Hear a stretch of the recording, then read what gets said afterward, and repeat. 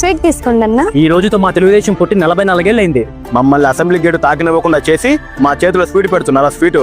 అయినా ఏం పొడిచిందిరా మీ తెలుగుదేశం? ఏం పొడిచిందా?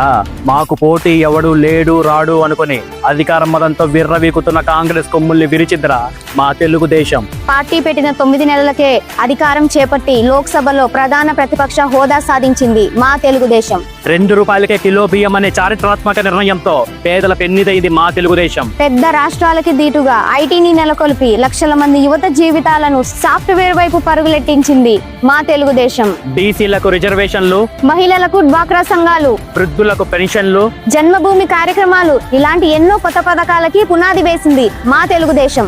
ఎలక్షన్ల దగ్గరకు వచ్చేస్తున్నాయి, బుర్ర హిట్ ఎక్కిపోతుంది. ఎట్ట గెలవాలా ఏందా అని. చూడవి ఎలక్షన్లు దగ్గరకు వస్తున్నాయి. వివేక హత్య కేసు మన మెడకు చుట్టుకునేలా ఉంది. దాన్ని ఎలాగైనా డైవర్ట్ చేయాలి. ఎలా డైవర్ట్ చేయాలి? ఓ పంచి, సునీత మొగుడే వివేకను హత్య చేశాడని చెప్పి ఇప్పుడు సడన్ గా సునీత వాళ్ళ నాన్న చంపేసిందంటే ఎవరు నమ్ముతారు? అవునో కాదో ప్రజలకు తెలిసేలోపే ఎలక్షన్లు వచ్చేస్తాయి, మనం గెలిచేస్తాం. ఏం ఐడియా. అసలు గుండెపోటు స్టోరీని పుట్టించిందే సునీతక్క భర్త రాజశేఖర్.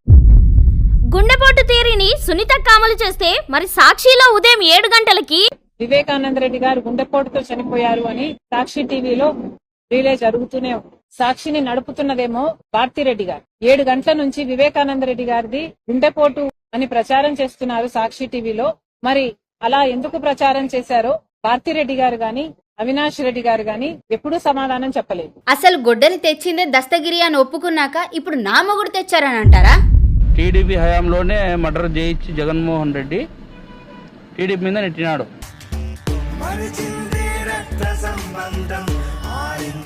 ఇప్పుడు ఆ గొడ్డలతో నేనే బాత్రూమ్ లో ఏట్లేసి చంపానని మీ పక్షిలో చెప్తారా? ఏసేయండి. ఇలాంటి తప్పుడు వార్తలు మీ పక్షిలో వేయడం మీకు అలవాటేగా, ఏసేయండి.